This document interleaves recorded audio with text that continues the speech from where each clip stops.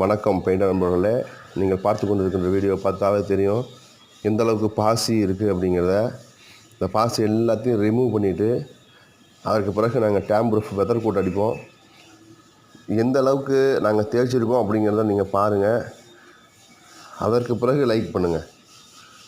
பாருங்கள், மேலே வந்து பார்த்தீங்கன்னாக்கா ஒரு கூரை ஒன்று இருக்கும். அதையும் நாங்கள் ஃபுல்லாக எந்த அளவுக்கு பாசியை தேய்ச்சிட்டு ரிமூவ் பண்ணிவிட்டு அதுக்கு பிறகு ஒரு வீடியோ வெளியிடுறோம். எந்த அளவுக்கு இருக்குது அப்படிங்கிறத நீங்கள் பார்க்கலாம், தெளிவாக காணலாம்.